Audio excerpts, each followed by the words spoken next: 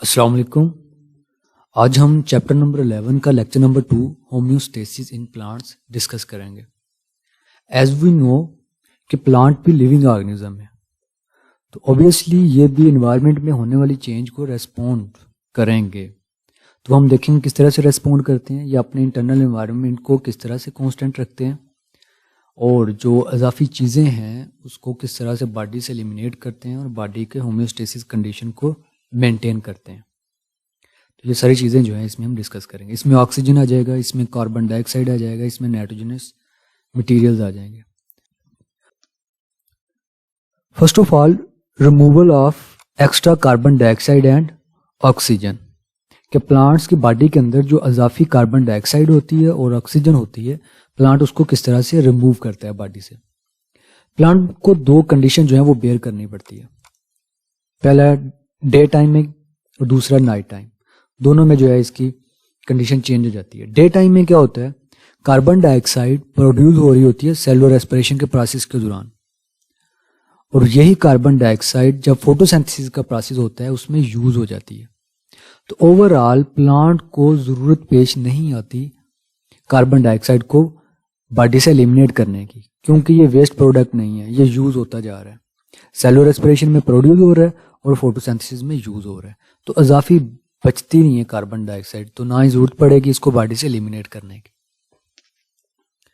फिर night time में क्या होता है कि कार्बन डाइऑक्साइड इजाफी होती है, सरप्लस में होती है, और क्योंकि रात के वक्त फोटोसिंथेसिस का प्रोसेस नहीं होता तो कार्बन डाइऑक्साइड यूज नहीं होगी, तो फिर इसको बॉडी टिश्यू से रिमूव कर दिया जाता है डिफ्यूजन के प्रोसेस के थ्रू।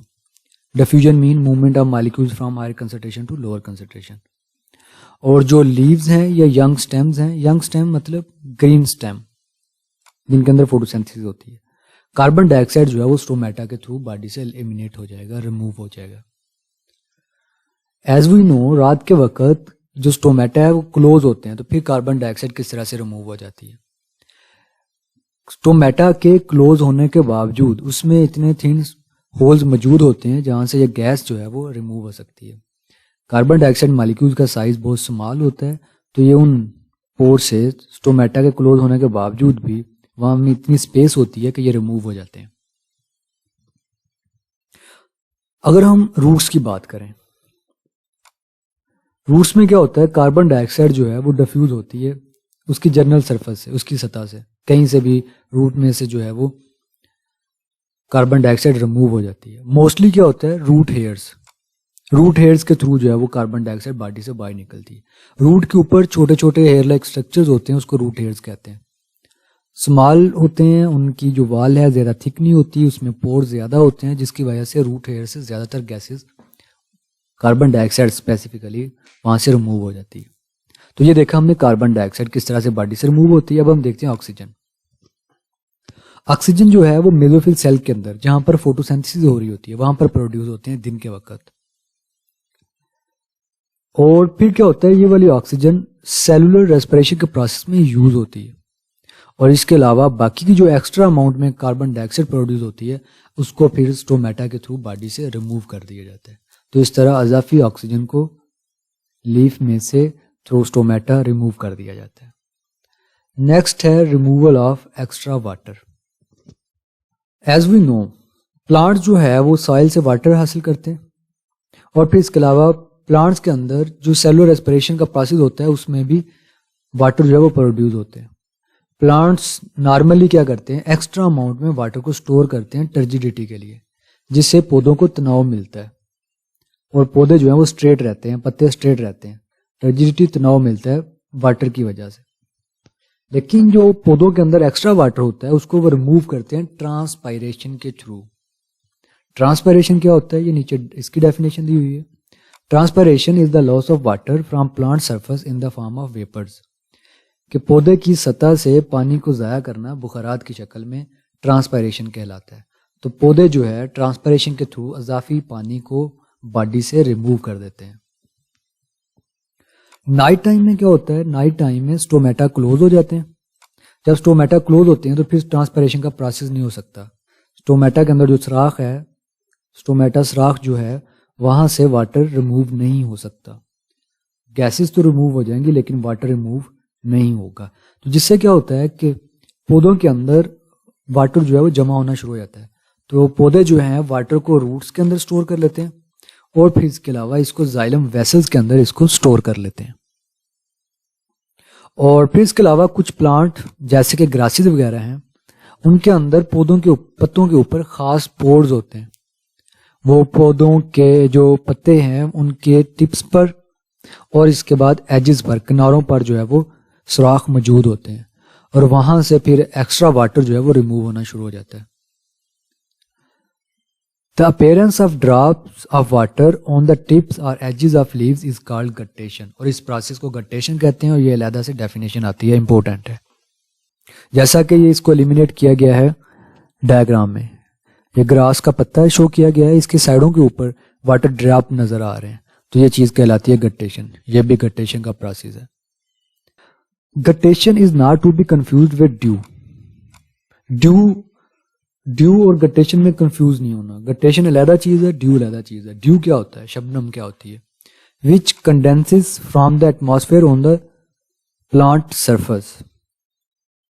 ड्यू में ये होता है कि एटमॉस्फेयर के अंदर जो वाटर वेपर्स होते हैं वो कंडेंस होकर, इकट्ठे होकर पौधे की सरफेस के ऊपर, पत्ते की सरफेस के ऊपर जमा होना शुरू हो जाते हैं। इसको कहते हैं ड्यू। ये वाले जो लीफ के ऊपर वाटर वेपर नजर आ रहे हैं ये ड्यू है, और ये गटेशन है जो किनारों में एक तरतीब के साथ नजर आ रहे हैं। तो ये दोनों में डिफरेंस आता है। नेक्स्ट है रिमूवल ऑफ मेटाबॉलिक वेस्ट, कि पौधों के अंदर जो बाकी के मेटाबॉलिक वेस्टेज वगैरह हैं वो किस तरह से रिमूव होते हैं। पौधे क्या करते हैं, इस मेटाबॉलिक वेस्ट को हार्मलेस इनसोल्युबल मटेरियल में चेंज कर देते हैं। मेटाबॉलिक वेस्ट पहले सोल्युबल होते हैं, अगर वो सोल्युबल हैं तो वो सेल के साइटोप्लाज्म के अंदर डिसॉल्व हो जाते हैं और साइटोप्लाज्म की कंसंट्रेशन को चेंज कर देते हैं। तो इस तरह सेल के फंक्शन जो है वो डिस्टर्ब होते हैं। तो जब इसको इनसोल्युबल में चेंज कर दिया जाता है तो ये सेल के साइटोप्लाज्म के अंदर या बाकी फ्लूइड के अंदर डिसॉल्व नहीं होता, और जब ये डिसॉल्व नहीं होता तो ये हार्मलेस रहता है, पौधे को कोई नुकसान नहीं पहुंचाता, उसके अंदर फंक्शन जो है वो प्रॉपरली होते रहते हैं। पहला मेटाबॉलिक वेस्ट है कैल्शियम ऑक्सलेट। कैल्शियम ऑक्सलेट पौधे क्या करते हैं, इसको लीव्स के अंदर, स्टेम्स के अंदर क्रिस्टल्स की फॉर्म में स्टोर कर लेते हैं, और ये टमाटर के अंदर ये प्रोसेस होता है। यहाँ पर डायग्राम में भी रिप्रेजेंट किया गया है कि इस तरह से स्लाइड सी जो है, पिन सी नजर आ रही हैं कैल्शियम ऑक्सलेट्स के क्रिस्टल्स की। और फिर इसके अलावा पौधे क्या करते हैं, जो अजाफी मेटाबॉलिक वेस्ट है उसको पत्ते गिराकर उसके थ्रू जो है बॉडी से छुटकारा हासिल कर लेते हैं। पत्तों के अंदर जमा होता रहता है मेटाबॉलिक वेस्ट। जब खजां का मौसम आता है तो देन पौधे क्या करते हैं, पत्ते गिरा देते हैं और मेटाबॉलिक वेस्ट जो है वो भी प्लांट्स की स्टेम से अलहदा हो जाते हैं, मेन बॉडी से अलहदा हो जाते हैं। और फिर इसके अलावा बाकी के कई मेटाबॉलिक वेस्ट है, जैसा कि रेजिन्स जो है, ये कॉनिफेरस ट्रीज जो होते हैं, कनोपी वाले पौधे जिनकी कौन सी बनी होती है, उनके अंदर रेजिन्स प्रोड्यूस होता है। ये एमसीक्यूज भी आता है कि कॉनिफेरस ट्रीज के अंदर कौन सा मेटाबॉलिक वेस्ट प्रोड्यूस होता है। फिर इस तरह गम्स जो है, ये किकर के अंदर, किकर के प्लांट के ऊपर कहीं कट लगता है तो वहां से मेटाबॉलिक वेस्ट निकलना शुरू हो जाता है, और जहां से कोई स्टेम कट हो जाए वहां से मेटाबॉलिक वेस्ट निकलना शुरू हो जाता है।